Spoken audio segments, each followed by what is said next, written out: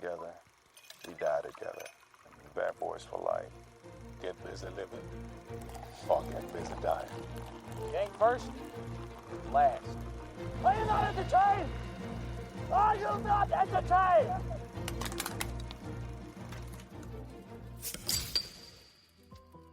Welcome to Brews and Reviews with Mick and Pat. I'm Mick. And I'm Pat. And each week we sit down with you degenerates to pretend we're certified cicerones and cinephiles. That is right. So let's grab a cold one and join us as we compare Breckenridge Brewery's Christmas Ale and New Belgium's Holiday Ale. And we'll be reviewing the new Christmas movie, Violent Night. If you have been with us before, you know what time it is.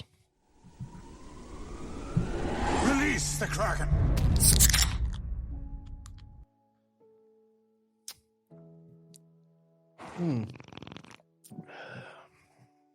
Whoa. Okay. Got to open them both. Yeah. And if you were listening, you caught that right. Pat decided we would be reviewing two Christmas ales. They are going head to head. Both ales, both from top dog breweries near us. And yeah, we're taking a stab at them. One is the New Belgium Holiday Ale, flavors of cranberry and spice and everything nice. And then the other one is the good old, been around for a couple Christmases now, Breckenridge Brewery Christmas Ale. Fine ales and lagers here at Breckenridge Brewery. Yeah. So let's we're gonna kick it off, and Pat is gonna run us through the Breckenridge Brewery ale, Christmas ale. Yep. So I think the first time I had this one was 2 years ago at a Christmas party. It was in a little, I had a little party keg, a little tiny party keg. Yeah. It's hard to pour, fun to look at.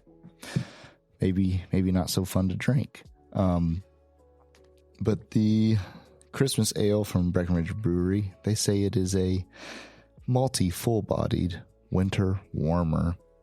It's a 7.1% beer. Now let's see. I'm gonna take a little sip of this one. I don't know if an official Cicerone reviews a beer, two beers at the same time, double fisting them back and forth. Yeah. We got to focus on one and then switch to the other. My highly refined palate can decipher many flavors. Yeah. I mean, the fact that they're both ales but different tasting ales will, I think, help. I think it tastes like the Christmas ale. Like, it doesn't taste different to me. Mm-hmm. Yeah, let's see on this guy. And I gotta go back to the other one now. I'm just going back and forth. No. I'm going back and forth. No, oh my gosh, no. They're gonna count that against us, man. They're different. Yeah, they're real different. That's why you should finish one before the other.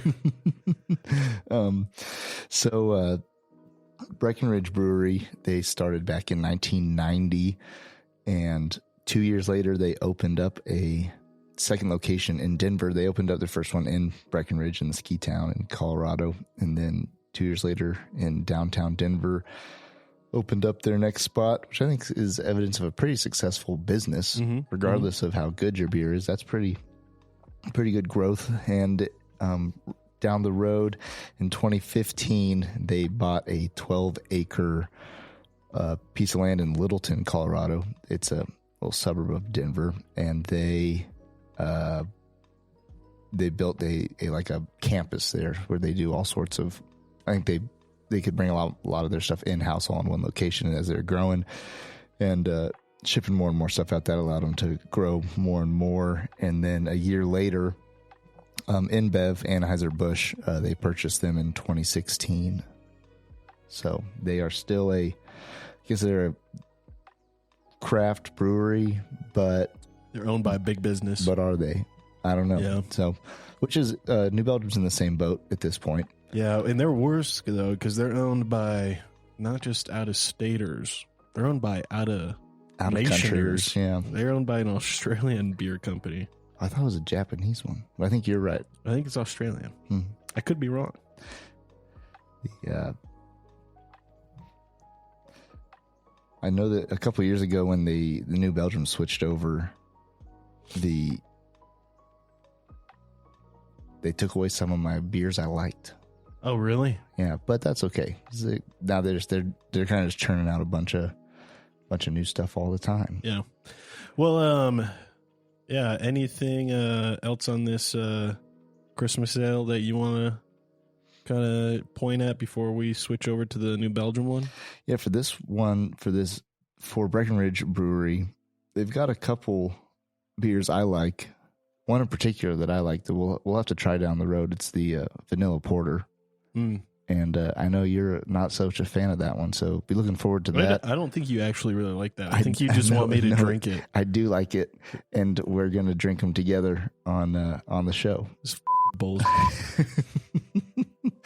So that's one of the hated beers that Breckenridge has put out. But I think in general they started off as a ski slope beer, which who doesn't enjoy a beer at the end of the day when they get down after doing some skiing? It seems like in skiing, the stuff's kind of shifted though, where now it's just like people just start drinking whenever. They're like hit one run and just be like, all right. Yeah, I feel like it's almost 9:00. We better get some in. I feel like legalization of marijuana has also changed it. Like, I don't really see many people just having some brews on the mountain, right? Mostly I see people like just smoking a J on the ski lift. Yeah. And then when they get down the hill, they're like, all right, let's grab a quick Bloody Mary. Time for some nachos. Back on. Yeah. And I'm just like, dude, like, what you doing, man? What about the good old days when we just had a beer? This is true. The times, they are changing. Well, hopping on over to this New Belgium Holiday Ale. It's a new one, I think, to Pat as well as myself. I've never had it before. I don't know if it's even come out in years past. But first taste here, first sips. As I always say, really air it out, swish it around, push it through your teeth, and really get that full coverage over everything, full palate. That cranberry spice. Yeah, so the New Belgium Holiday Ale limited release. It is a 7.5% alcohol volume. It says on the can of flavors of cranberry and spice and everything nice. And I'll be honest, it's a decent can by New Belgium, but I definitely think it's one of their lower efforts in aesthetic for the can art. Yeah, bro. Yeah. Like this is the same company that puts out the seltzers with a skateboarding Tyrannosaurus Rex. Mm-hmm.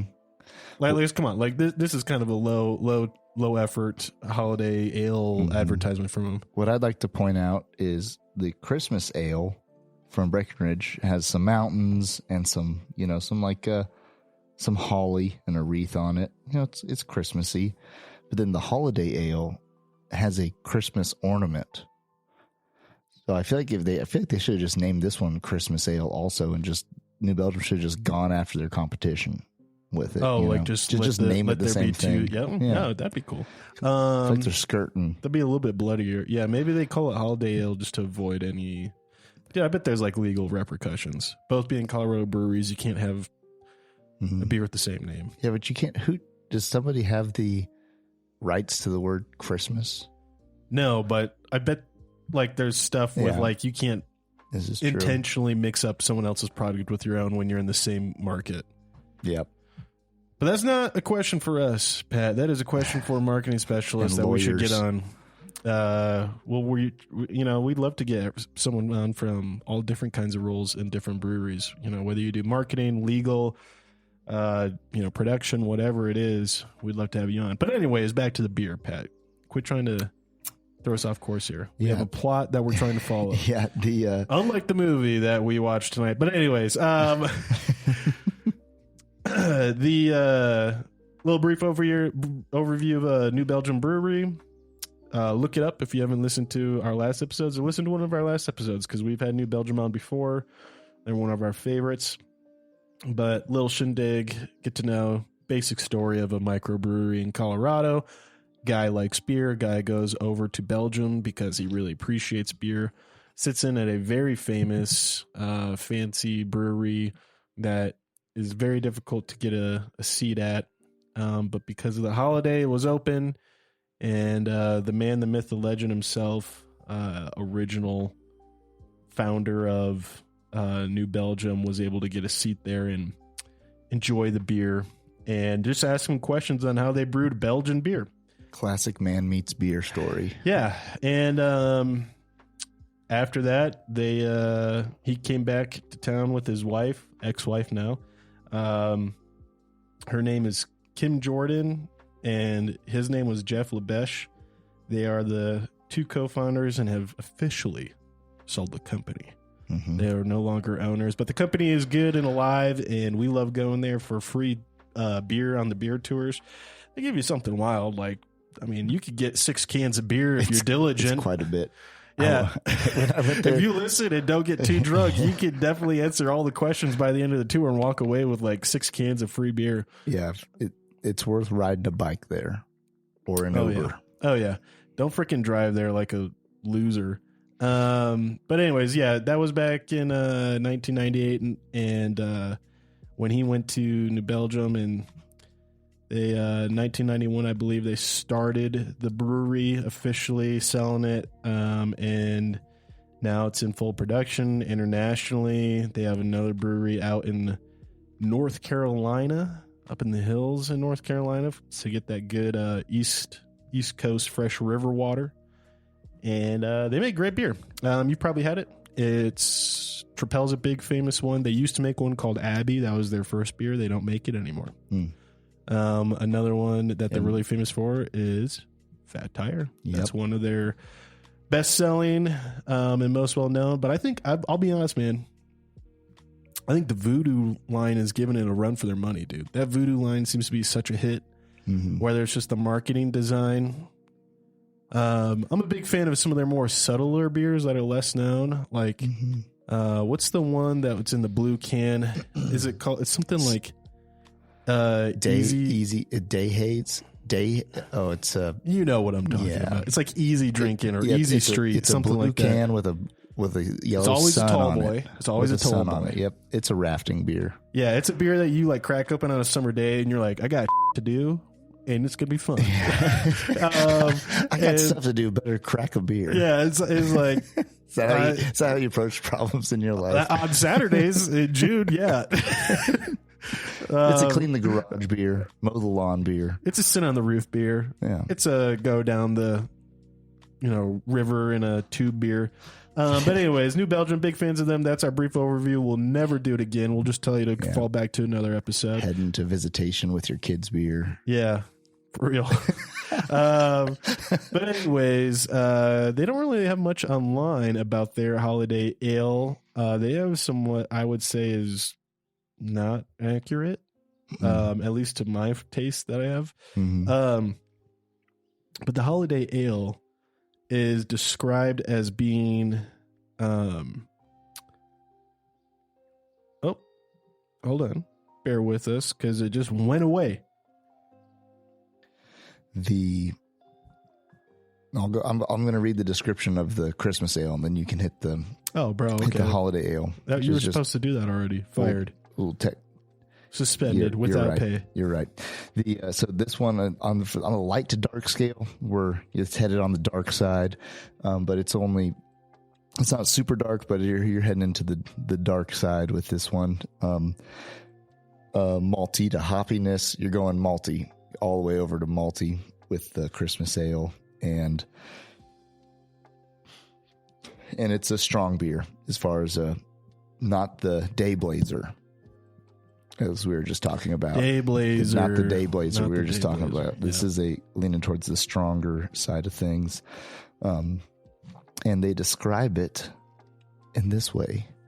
The chill of winter calls for a beer with extra flavor and strength.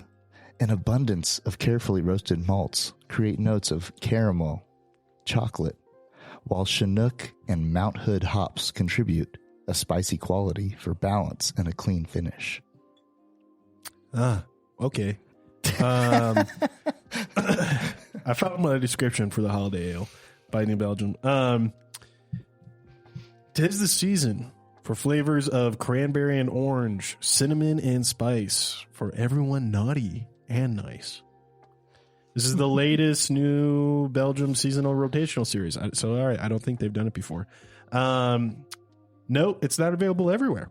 It's very dependent on who is stocking it up. There's apparently really limited supply. So if you want to try it, I would recommend going to more of your bigger warehouse,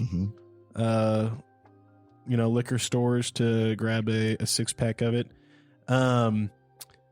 Like I said earlier, it's 7.5%. And the malt that is used in it is the pale malt, the C80 malt, the Munich malt, and the chocolate malt.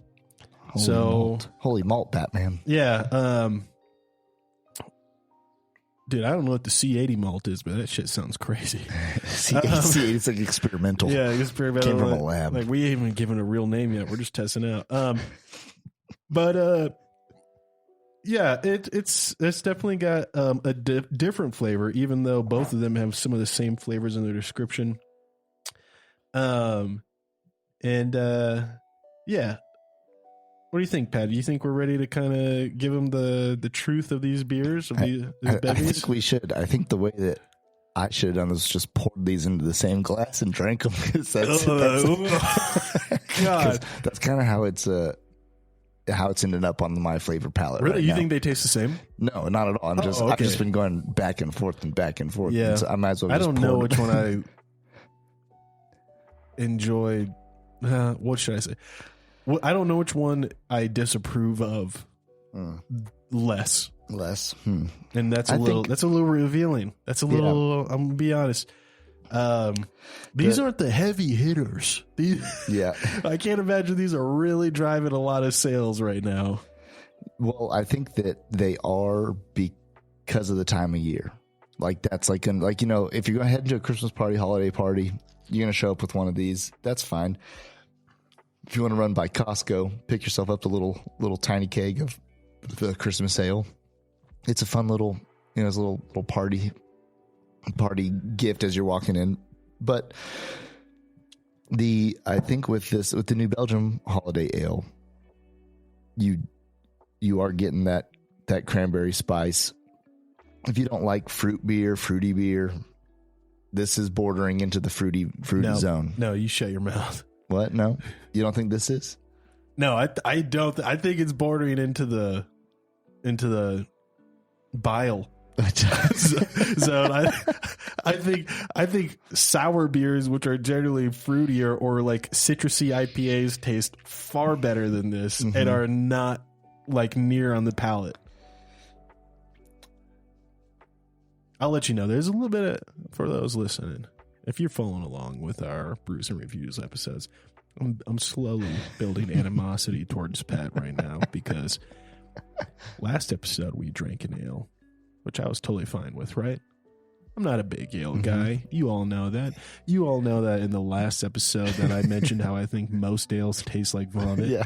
And so I showed up with 2. So tonight, Pat showed up with not 1, but 2 ales.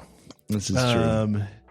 2 ales that I would say are not as good as Jolly Roger's Black Ale. That was a standout ale. I thought that was a standout one, dude. That was one that I drank, and I was like, I could have 2 or 3 of these without really, feeling fed up with them, right? Yeah. Dude, I'm halfway through this bottle of the Christmas ale from... I don't want anyone to mix them up because I don't want anyone to think I hate one more than the other. I'm halfway through this bottle of the Breckenridge Brewery Christmas Ale and about a quarter of the way through this New Belgium holiday ale. And I can't decide honestly which one I want to drink less. You're just not a fan. Dude, all right, let's be real. All right, I'm going to give you my solid, actual, concise breakdown of why I don't like the taste of this one. This one is the Christmas ale. Yep.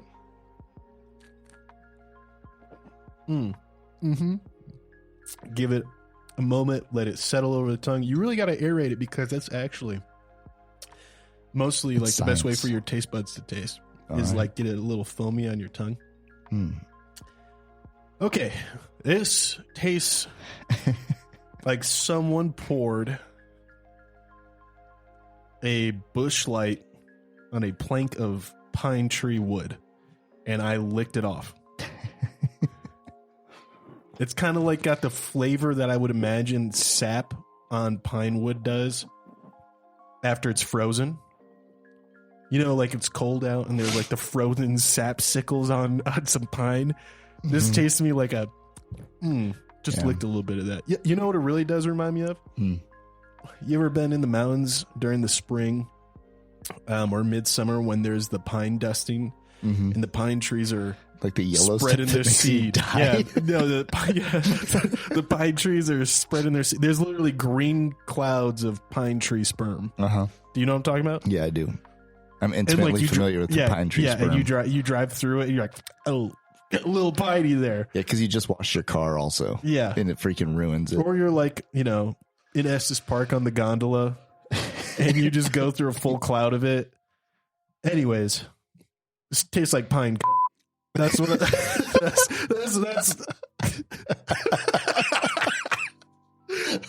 oh man, dude. I'm really not trying to be dramatic here, but dude, it has that flavor of piney in the air. Yeah. I think they just leaned into it too hard. I think they should have gone with a little bit more subtlety in it. I really don't taste too much of a chocolate note. It's there on the end, on the very end. Like after you've taken a sip and 5 minutes later, it kind of has that chocolate aftertaste. Just the maltiness, basically. Yeah, like when you eat a Hershey's Kiss, and after you're like 5 minutes after you eat it, you can still kind of taste it on your teeth. I'll be honest, I actually do enjoy this beer on a, you know, moderately full Christmas meal stomach, right? Like I just had this after Thanksgiving the other day. Some family had it in stock after we had finished the ham. We had finished eating the turkey. And I thought it was fine. I had 2 of them and I was over it after 2 of them, and I grabbed a good old Modelo after that. Because I wishing it was summer again, or that you just got done working on a roofing crew. Yeah, something, dude. Like, I don't know. I just I went to the hot tub and I was like, I'll be damned if I'm taking this Christmas ale to the hot tub. I'm grabbing a Modelo. I'm gonna sit back. That's true. It's don't be hot while you drink this. Yeah. So, I'm gonna just, you know, of course, Pat, I want your your rebuttal, but I'll let you know. It's a no thumbs for me. No thumbs. It's not so bad that I can give it a thumb down. Not even nearly bad enough to give it 2 thumbs down. Like I mean, I've had such shit beer that there's no way this is remotely close to it. But dude, this is not a thumbs up from me. Like this is like okay, if that's all you got on the fridge, I guess. I think, it's if it wasn't Christmas time, no one's touching it. Can I ask you this? Yes. Would you pick this over like spiced wine? Maybe. I prefer spiced wine over this, and I'm not even a wine guy. Yeah, but no, I'd pick this over that. But like the rest of the year, I'm not interested in this. Like right now, while we're recording, it's snowing outside. It's Christmas time. We just watched a Christmas movie. Yeah, decorated the tree this week. Yeah, and so the red and green, the logo appeals to me, and it's like basically, I'm going to drink it because of that, not because of the taste, you know? And so that's why I think they got you, dog. Yeah, they got you with the marketing. Yeah, but you also like, you know, also at Thanksgiving. So is this pumpkin spice a beer for you? Yes. Or like at Thanksgiving when Aunt Gertrude brings that weird nasty Jello salad with the marshmallows. Not even touching it. Yeah, but like, I still do like a half scoop because it's Thanksgiving. You know? No, over my dead body. I'm not putting that junk in my body, dude. Dude, I know there's people out there. It's like it's just because it's what we do on the holiday. So yeah, this beer, if you put a different name on it, it's not selling. That's what I'm saying. Yeah, if you put on it, actually, I don't know, man. Could work. If you put on your like, I can see it go. I can see people buying it just because of that name, dude. Like literally pine him, and the image is just like kind of like a clip art of like a pine tree with his eyes rolling, and just like a green cloud going off of him. I think people would buy it for that. Breckenridge Brewery.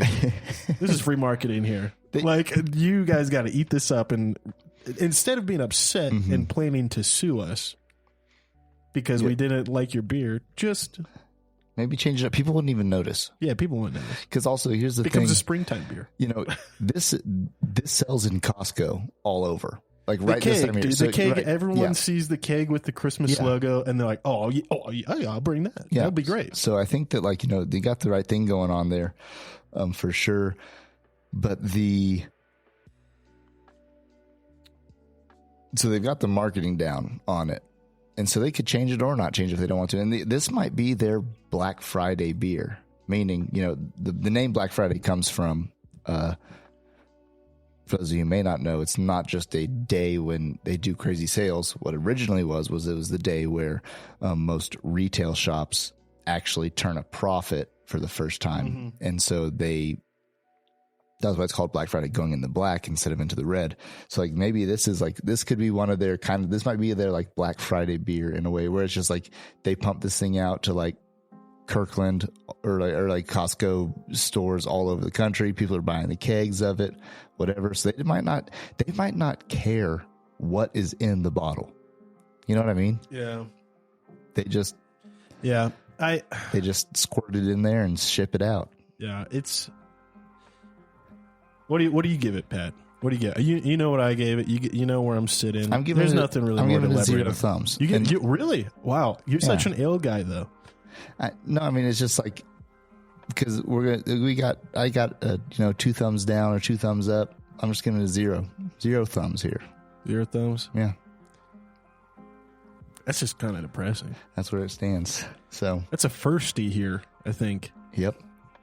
I mean, we've had thumbs neutral one another out, but excuse me, dude, I don't even know if I can finish it. Okay. If you thought I was being rough on that last one, yeah, buckle up, because I'm about to shit on this beer, dude. This thing tastes like ass. You just go. You just let. Okay, all right. Vent your emotions. I'm gonna try to still like remain professional and entertaining on this, but still I'm doing this for you out there, kid. I'm gonna take another drink out of this holiday ale. The moment you use that C word, you verged off the professional trail. So you just need to just hammer it out there. Dude, they don't even know what the word is. You're bleeping it out. I know, but yeah, now they think it's a real bad C word. Smoke break. Smoke break. Hey, Ken, it's Mick, and I've got something important to talk about. We all hope we never find ourselves in a self-defense situation, but life's unpredictable. Enter the National Self-Protection Plan from Attorneys on Retainer, an actual credible law firm you can put on retainer for your self-defense needs. For just $35 a month, you get national coverage in all 50 states for criminal and civil legal representation in self-defense situations, complete with a 24/7, 365 toll-free emergency line. That's real legal support when you need it most. What's in the package? Bail bonds, scene cleanup, firearm replacement, even mental health counseling. Plus, 0 fees for a laundry list of defense-related costs like expert witnesses. So support the show and get yourself some peace of mind. Click the link in our show notes or visit our sponsors page to sign up for the National Self-Protection Plan from Attorneys on Retainer. Hey folks, Pat here. If you're like Mick and I, you're a fan of classic tales like Lonesome Dove, Blood Meridian, The Three-Body Problem, and Steinbeck's East of Eden. With Audible, you can dive into these epic stories anytime, anywhere. Sign up for a free month, and your first audiobook is on the house. To start your free trial and support our show, click the link in the show notes or swing by the sponsors page on our website. Want an awesome website for your podcast? Check out Podpage. We use it for the Mick Pat show, and it's a game changer. Set it up in minutes, no coding needed. Support the show by using our link to get started. Your podcast deserves a home as great as ours. Podpage, the one-stop solution.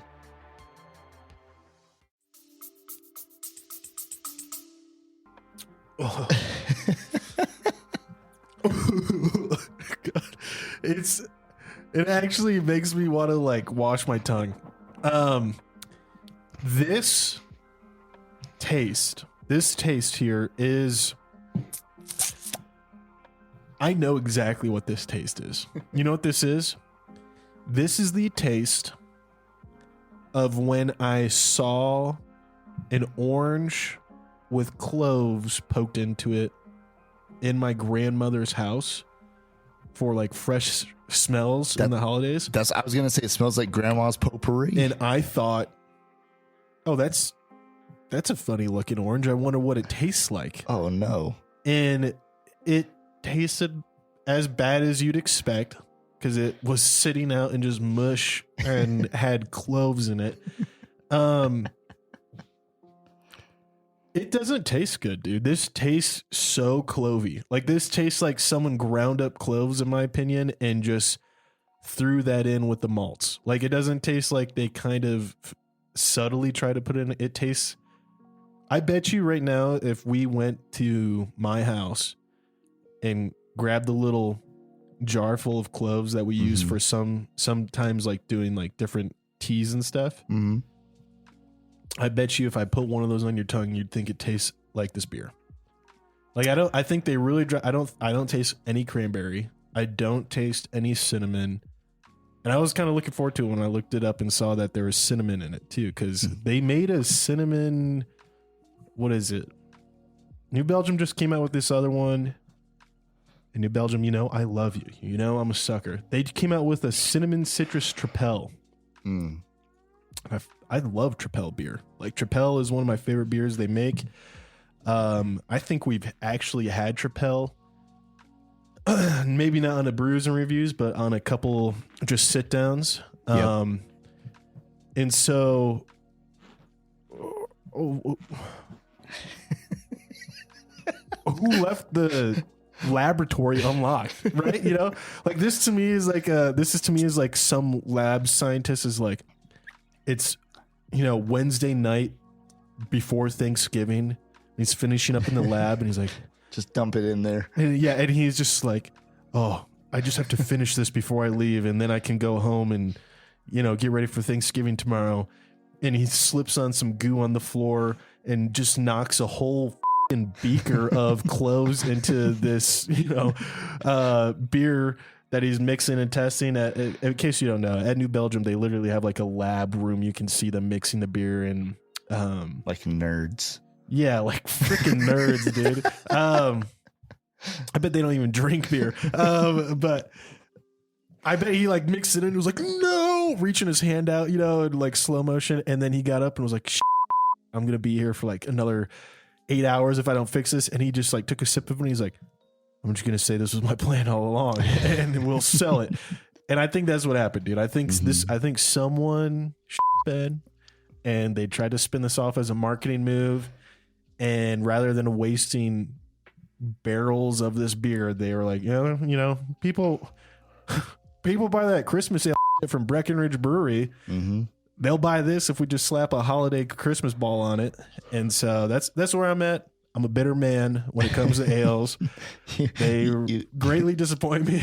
And you mentioned licking a pine board earlier with sap on it. Yeah. I was going to say this one to me, before you mentioned anything about your grandmother's oranges, I was going to be like, this tastes like to me, like I went to my grandma's house and then grabbed her like Thanksgiving, holiday, Christmas potpourri bowl and just stuck my tongue in it. Didn't lick it, but stuck your tongue in it. So kind of like as you leave, those things are kind of still like on there. They're still just attached. I never knew this is what potpourri was, but I just looked it up and did you spell it right? Well, yeah, but there is definitely What the there is a... Just be warned when you look up potpourri. There's a home unisex men women silicone reusable household colonic irrigation enema kit that is known as the potpourri, being sold at Walmart currently. And I'll tell you what, that's some beads on it and a spigot coming off the back end, dude. There's like a male threaded, like to connect it to a hose, dude. And it's beady. No, bro, you get Pat. What the is that, dog? that's not potpourri. That's oh my god. It's an enema kit, but that is enema. Yep. Yeah. Whatever. Sue me. I'm a cicerone, not a linguist. Oh my gosh. Dude, that looks to me like a dangerous time. Yeah, that's horrifying. I'm talking about the picture to the right of it.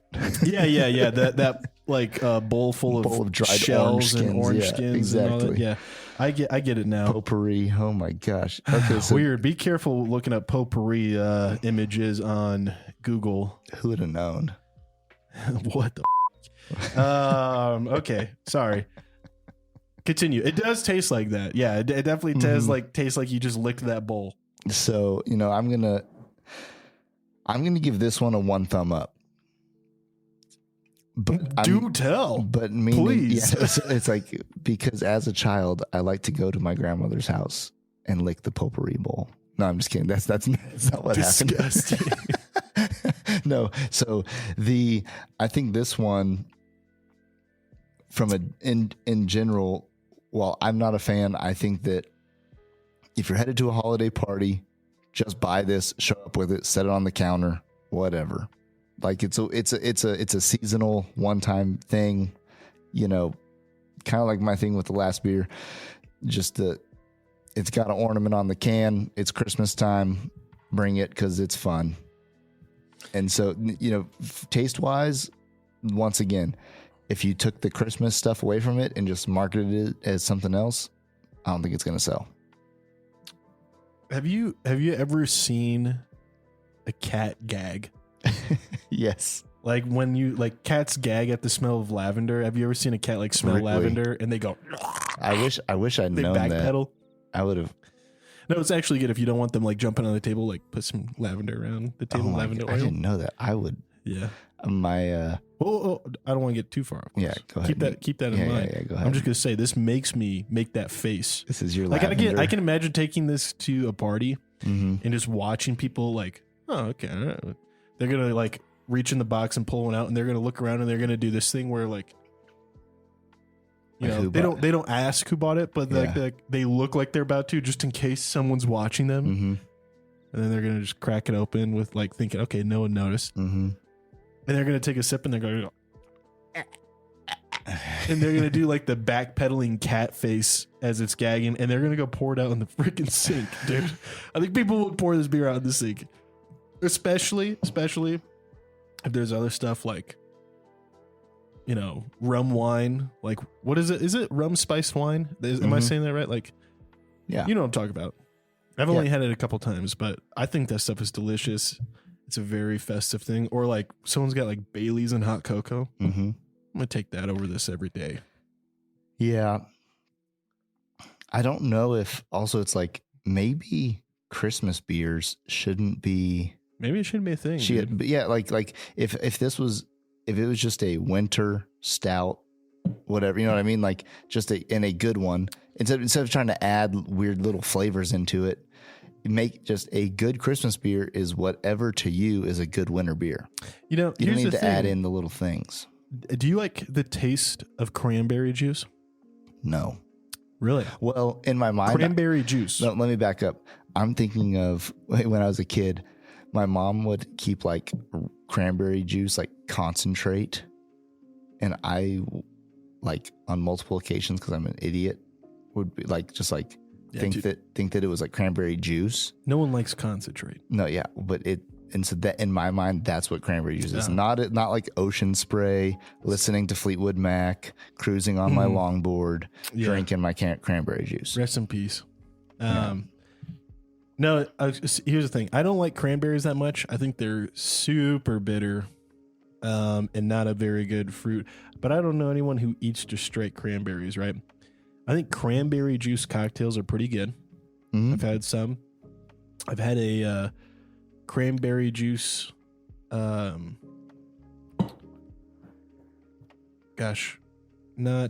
was with tequila. What's that called? Martini. Cranberry martini. And that was pretty good. Vodka. No, tequila. And a martini? Tito's.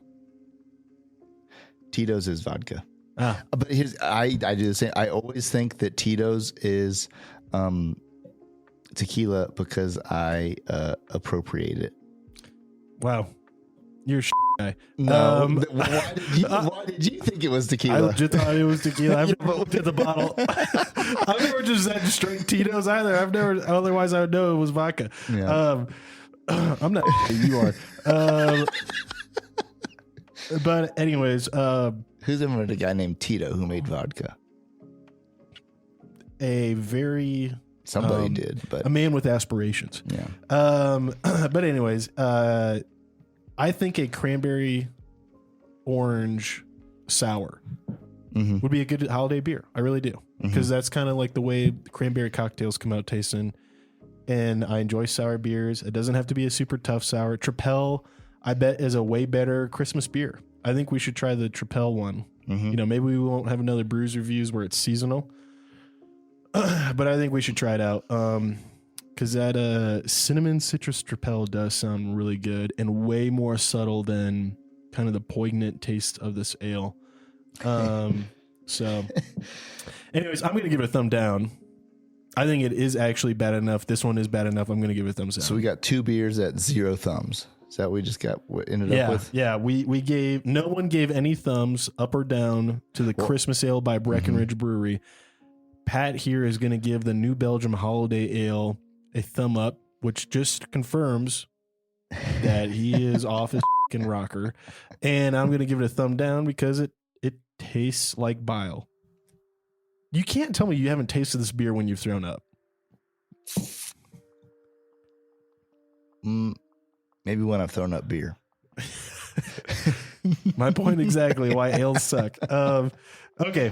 Anyways, I hope you all enjoyed that. Let us know your thoughts on these beers. This is the thing I enjoy the most, is that some of you sons of guns are stupid enough to buy this beer and drink it with us. Just kidding. We love you guys. And we hope you're getting a good laugh out of this. Anywho, moving on. Pat, we saw quite the holiday film in theaters this evening. For first time, Pat and I went to watch a movie together rather than watching the movie or show throughout our weeks. Yeah, so the sponsors of this show should be mentioned. Our wives. For letting us go out. Because we went out together and we watched a movie. And here's the part where we will say briefly, spoiler alert, it's coming. We're going to talk about this movie and things we saw in it and ruin the ending and all that for you. But we went to see a Christmas movie, and that movie was Violent Night. Yeah, Violent Night. Violent Night, if you haven't seen or heard anything about it, it is a movie where Santa, depressed and giving up on the good of the world, the youthful joy of children, enjoying toys and creativity, he's depressed and finds himself not the unlikely hero. He is the likely hero. He's Santa Claus. He finds himself the likely hero for a wealthy family, which is very easy to sympathize with, taken hostage by a disorganized group of mercenaries.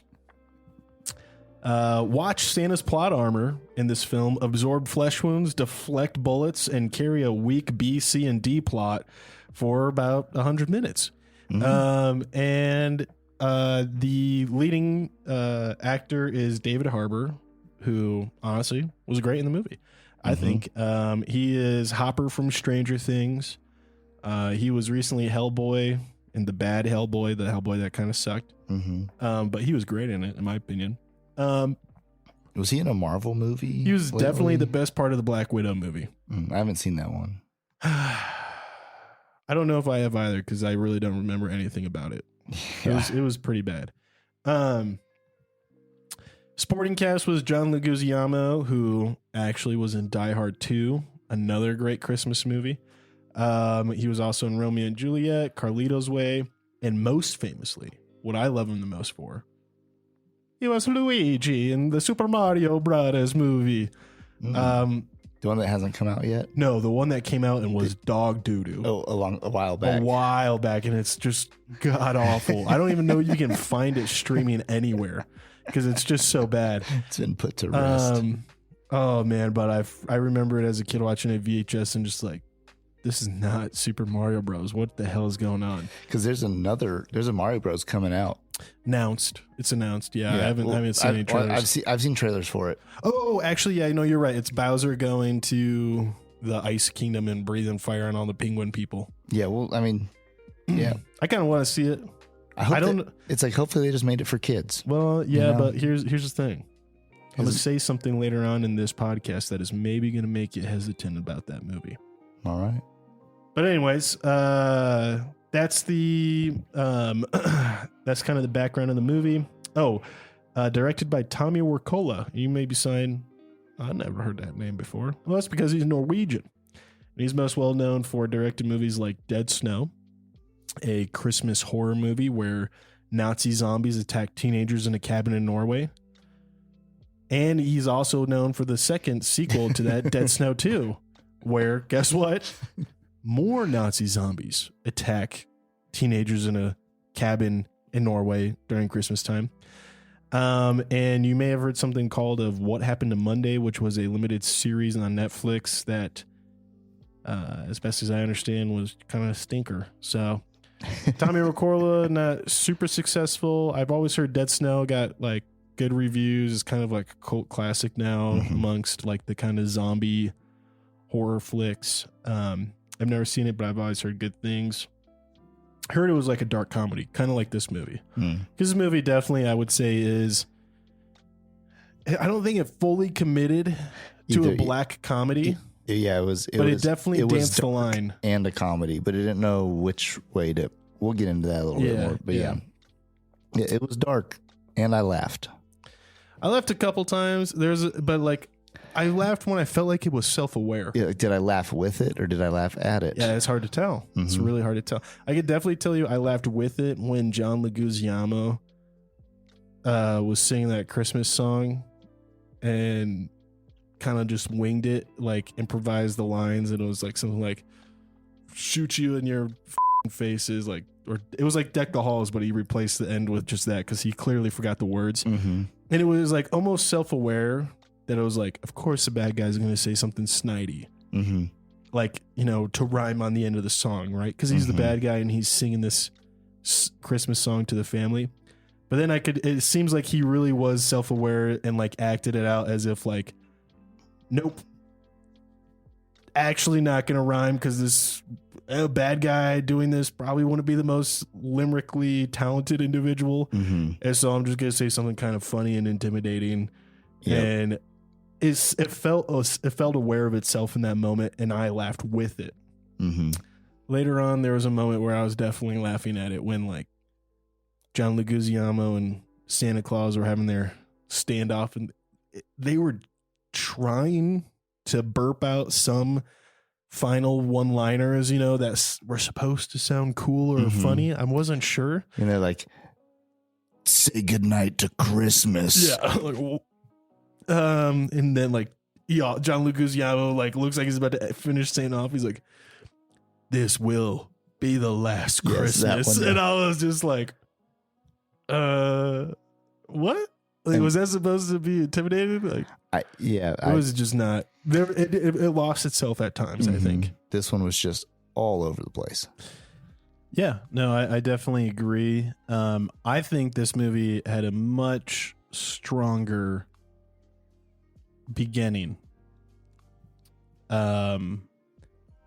Yes, it felt like it had like this nice, steady build up in the beginning, and then it kind of dipped and got a little distracted along the way.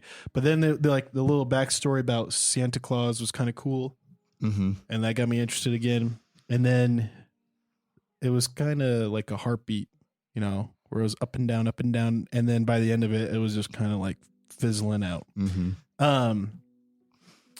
But yeah, I definitely think it's a movie that struggles with identity, and that, especially with the way I think it was marketed. I thought we were really, really genuinely going to get John McClane's Santa Claus. Yeah, John Wick, John McClane, Santa Claus, the whole time. Yeah. And even if they did the plot of Die Hard with Santa Claus, I mean, it'd be fine. Yeah. I would have been fine with that. And it was, man, I'll be honest, like when it went there to go and become Die Hard or John Wick Santa Claus, I just don't think it was executed really well. It was kind of actually boring. I mean, I know this sounds kind of cringy, but the plot cadence of the Home Alone traps for the two kind of named antagonists that the little girl dealt with, and was like subverted expectations, because they're kind of like subverting the Home Alone plot by being like, it's a kid who's dumb, like kids are stupid, and they don't know how to hide their little booby traps. And so the antagonists clearly see the booby traps and start moving around them. But then it subverts that by totally having them fall into some of the booby traps, even though they're kind of obvious, and makes the adults look stupid. And it did it just in a way that I thought was actually tasteful and paid homage to the Home Alone idea, you know, and it's not that these adults are super idiots.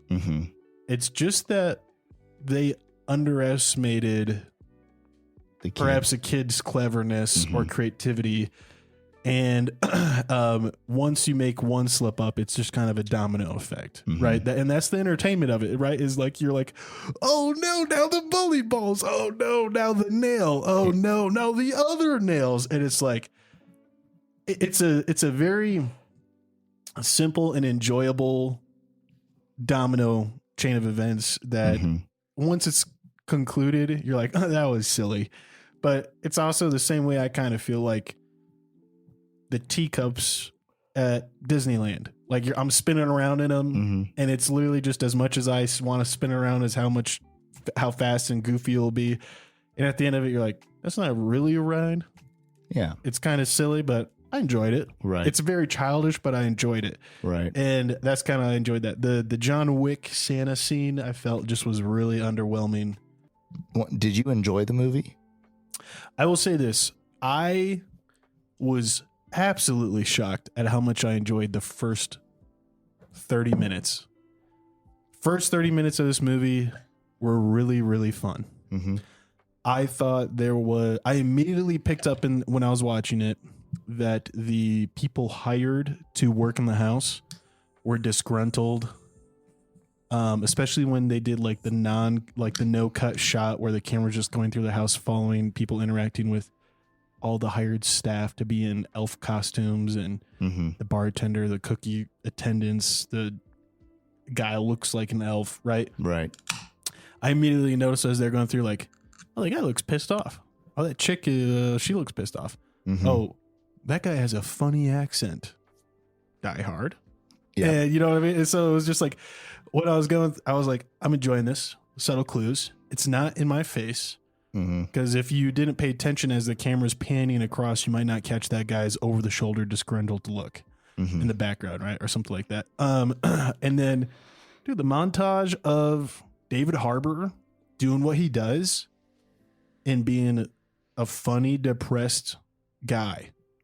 Like I mean, here's the thing. David Harbour as Hopper, as Hellboy, as Santa Claus, he crushes it as the hero who we all know it will boil down to and he will have to, trumps up, let's do this, get in the ring. He's a little anti-hero-ish. He is, but the way he does the anti-hero shtick is different than like the John McClane yippee-ki-yay motherfucker, right? It's like, it's not like he's a bad dad. It's not like he's a bad husband. It's that like, he's kind of just down on his luck. He's gotten dealt a hard hand. But guess what? Even when he's pathetically sad, he's hilarious. He's a pleasure to watch. And even though Santa in this movie, in the beginning especially, you're just like, oh, poor Santa. Like, he's an alcoholic. Yeah. He's not an ass, but he's definitely disgruntled. It's still like the Santa that you're like, he's disenfranchised. I would love to hang out with him. Like, I don't know, just for some reason it will stick with me, the image of Santa just rolling over to take a piss out of the sled on Manhattan. That's funny. Yeah. Like it's not like he's upset, like you, and like trying to piss on people. It's really just like, oh god, I'm kind of drunk and I gotta take a piss, but I'm on the job, and he just takes a piss while flying through the skies. And I thought it was really funny. And it made him immediately someone that I was like okay with, like rooting for and redeeming. Dude, the family. Who thought we'd enjoy any of those characters? I will say a couple things I enjoyed, because I did enjoy it. It's a one-timer. It's a one-timer hardcore. Like, if it's on TV, I'm never gonna put it on. Yeah. There's something else I'm gonna watch. But I will say a couple things I enjoyed. I got really stoked for the Santa background story. Yes. Wasn't disappointed, but I was way more excited for it to lean heavily into the animated Saint Nick that was stop motion. And that one, do you remember that as a kid growing up? It was like in the same style as the Rudolph and Frosty the Snowman animated stop motion, like claymation type. Yeah. There was one for Santa Claus. It was one of my favorite ones because it just focuses on Saint Nick as a dude before he's Santa Claus. Santa Claus is coming to town. No, I don't think so. Maybe. Is he young with a red beard? He's young and just red hair, but then he starts growing a beard with the Christmas and magic. It has the put one foot in front of the other. Yeah. I love that one. That is a good one, and I liked it because that took place before World War I. And in this movie, he makes a line. He's like, "Oh, this is some pre-war." When he opens up a bottle of like, what was it? It wasn't cognac. It was. It was just nice. I figured it was a nice liquor. Yeah. And I was hoping to give a flashback of him and like he had all these like war scenes skills throughout the years. Yeah, of like just like because what's he do the rest of the time that's not Christmas night? I think it was a good movie. I'd recommend it for a one-time watch if you're just trying to do something different rather than watching the standard Christmas movies, and you got people who were comfortable with watching some gore, because there were some scenes that I closed my eyes, like the nail stuff gets me. Like there was a scene where a guy falls on nails and gets his chin through a nail, and man, that was tough. Through the bottom of his mouth. Yeah, I definitely closed my eyes on that one. Dude, when that chick got her hair pulled out by the glue on the floor, oh, dude, that was rough. I thought that there was some good, interesting trivia. Yeah, so the guy who plays the movie star Morgan Steele, in that he says at the beginning of the movie, he says, "I could have stopped the hijackers on 9/11 if I'd been on the plane." And I didn't realize this was a Mark Wahlberg reference. Did you know that? Nope. So I pulled up the article, which one I love Marky Mark. And he apologized for these things later, but Marky Mark he'd mentioned, he said if I was on the plane with my kids, it wouldn't have went down like it did. There would have been a lot of blood in that first class cabin, and then me saying, "Okay, we're gonna land somewhere safely. Don't worry." And so he got called out for that, and he responded with that my comments were ridiculous, irresponsible, and intensive. it was funny because when I first read this like trivia piece, I was like, oh, like, gosh, what a dumb thing to say that you would, you could have stopped 9/11. And then I also like, it's funny too, because then in my just like ego-ness too, I've over the years maybe have thought the same thing to myself. Oh, sure. Yeah. Not that I know, and I'm not making any claims to any of my ability to have stopped what was a horrible attack on our nation. Like, not like I'm Jason Bourne, but you do, as like, I think as a man, when you think about that situation, you think, oh, I would have stayed up and done something about it. So he just spouted off and said something he shouldn't have said. But that was where they were referencing Marky Mark in that point in the movie. I mean, knowing that now, I think it was pretty funny. Like, it's an example of how out of touch Hollywood actors are with reality and thinking they are the superheroes that they portray in movies, right? And I thought that was funny. Yeah. And granted, he said that stuff in 2012. So it was 11 years after this had happened, right? And I think if a 9/11 type attack happened again with 2012 Americans, I think it wouldn't have gone down the same way. Yeah, it probably would have been different. You know what I mean? Like, I think like over time we've all gotten to a different place of how do we deal with terror attacks, active shooters, all these things, whatever. Like, I think that actually lots of people would like stand up and do something different because they know. But when it happened to us in 2001, we didn't know this hadn't happened like this before, and like all the hijackings that happened throughout like the 80s and stuff, like 90s and all that. Yeah. Usually what happened was like the plane gets landed and they like ask for $100,000. They ransom the passengers off. That's what it was. So you just be like, oh, we just sit here or whatever. It's fine. Now we know that's different. But yeah, people could be out of touch. Maybe I'm out of touch myself.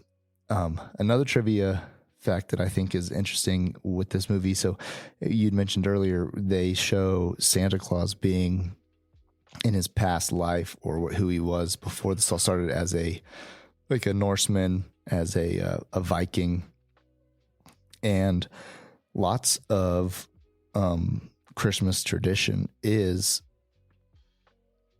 while you have Christmas for myself, I celebrate the coming of Christ into the world. But there is no denying that like Christ was most likely born actually during the summertime, all these sorts of things. If you look at historical facts, and that what happened over time was that pagan and Christian holidays got not on one. Christian holidays might have got placed in the same time as pagan religions to refute them, but they also were over time then blended. So things like Yuletide, that has nothing to do with Christianity, nothing to do with Christmas, but has to do with ancient Norse tradition. And so I was super pumped during the scene where they showed Santa as this like Viking in his history. And I wish they should have played on that more. You could have a really cool movie of Santa as a Norse Viking, just cracking people. He had a lot of Celtic tattoos on too, which I thought they were going to kind of play into of like over time, like over time, all these badass things Santa has done in the past. Yeah, he should have like a Viking tattoo, this like Celtic tattoo, and then also like he should have like a freaking like just a giant the Marine, like the anchor with the anchor and globe with the eagle, just been a war fighter. Yeah, his whole life. Because here's the deal: Santa Claus works one night a year. Yeah, what's he do the rest? You know what I mean? Like the rest of the time, here's the deal: if Santa were real, I do think Santa would be out there like getting it on for like justice, And so I just think he'd be getting some out there. But Santa Claus, especially with Christmas magic, that makes me near immortal to bullets. No kidding.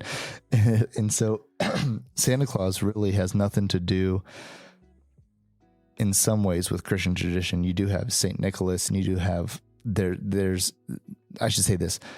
The Santa Claus we have now is like 10 people combined into one, and their stories combined into one. And one of the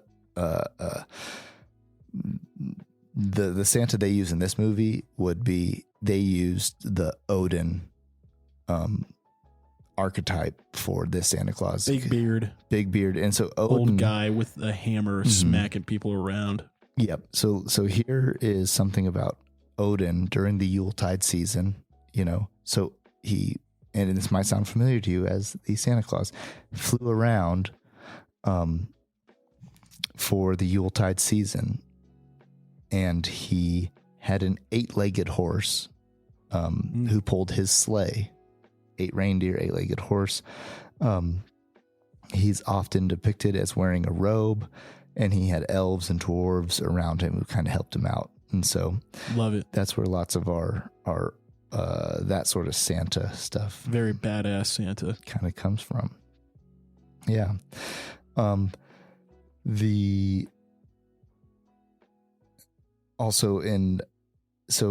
In the movie, after Santa Claus takes out some of the insurgents, the main bad guy, he's beating the crap out of Santa, and he makes like a little reference to Stranger Things. Mm-hmm. And throughout the movie, they have all these little. The only reason I'd watch this movie again would be to find maybe all the little Easter eggs. Or all little homages. There's a lot of homages for sure to like, a lot to Die Hard, of course, right? Mm-hmm. Like this movie is firmly a movie that believes Die Hard is a Christmas movie, right? But yeah, John Leguizamo's character, I think it's actually over the radio. Mm-hmm. He's like, "Who are you? Are you some like security guy or some small town cop that's dressed as Santa for the holidays?" And you're a cop with 5 kids, which, the 5 kids in Stranger Things that David Harbour's character Hopper looks at kind of after. Mm-hmm. Leguizamo also references when they're trying to open the safe. He's like, references the romantic good old days when you'd take a drill to an explosive to the safe, which happens in the first Die Hard movie. Yep. And Leguizamo was in Die Hard 2, which I don't think he was a bad guy, and I think he was a cop if I remember right. But the reason I wanted to save the Super Smash Bros. Movie stuff for later was because this movie was written by the same people who wrote Sonic the Hedgehog, who I'm pretty sure are the same writers for the Super Smash Bros. Movie that's coming out. Really? So I'll be honest, I thought the Sonic movie was meh. I don't think I finished it. I haven't seen it. I think I left it on pause. The last time I engaged Sonic was on a Dreamcast when I didn't have hair on my yet. Oh. Or when I think there was on the internet, Super Smash Bros. Melee. Mm-hmm. There was like, I can't remember if you could actually get Sonic the Hedgehog on it through some crazy, I think Sonic's been a character in a lot of the games. Yeah, but on Super Smash Bros. Melee, it's like I think it was a myth. Oh, really? like someone like photoshopped him in, or I can't remember, but that might have been my last encounters with old Sonic. Anyways, if you like this movie, you like the Sonic the Hedgehog movie, you'll probably like the Smash Bros. Movie coming out, or Super Mario Bros. Movie that's coming out. Mm-hmm. I think they're creating a universe, right? They're doing the Super Mario Brothers movie. They have the Sonic the Hedgehog movie. I think there'll be like a Smash Bros. Movie eventually, which I'm all for, dude, because I fucking love Smash Bros. I'd watch Zelda. The Zelda movie. Did they make one? But that'd be cool. I'd watch a Zelda movie. Yeah, I'd watch that one for sure. Anyways, closing. We've kind of given our thoughts, trivia, the goofs, background behind the stuff, ideas of rating. I would give this movie, a solid, just a weak tilt of the thumb up. Yeah, it's borderline no thumbs up, no thumbs down. Mm-hmm. I'd give it a thumb up. I'd say it was enough, and I enjoyed it. And I mean, I wouldn't enjoy it if I was watching it by myself, but in a theater with a couple other people laughing together, it was a good time. Yeah, it's similar. I'd say similarly, like with no kids in the room, it's worth a one-time watch. Yeah. You know, like if you're maybe going to like fall asleep on the couch on a Sunday afternoon, but you also are kind of have that urge to watch some like a little bit of just like violent action. Just put it on during Christmas time. Watch it one time. Yeah. And, you know, you fall asleep, you wake up, whatever. You know, that's kind of what this is to me. Don't, though, I would say, don't drink one of the Christmas ales or holiday ales with it, because I think that could really make you bitter towards the movie, you know, just negatively associate it. Yeah. Anyways, so that's for the Mick Pat show. I would say what? It gets 2 thumbs up?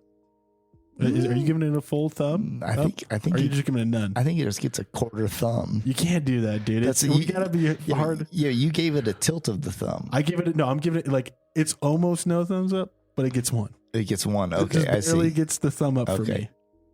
Yeah, I think we can give it a 1 thumb up then. You know? Okay. Alrighty. Well, you heard it here. 1 thumb up for Violent Night. And no thumbs up for these freaking beers. These beers suck.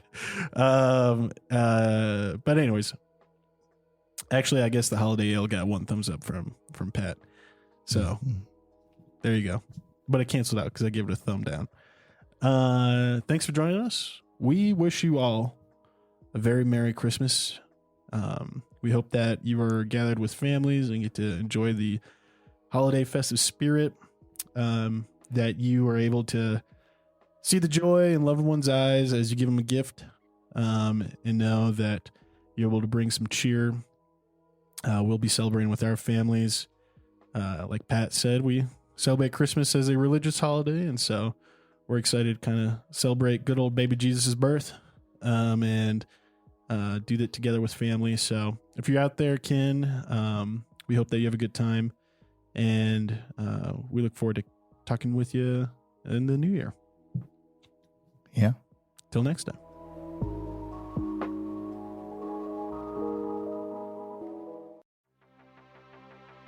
Thanks for tuning in. If you love this episode, drop us a review. If you have qualms or comments, leave us a voicemail on our website. While you're there, check out our latest news, merch, and deals from our sponsors. Till next time, Ken.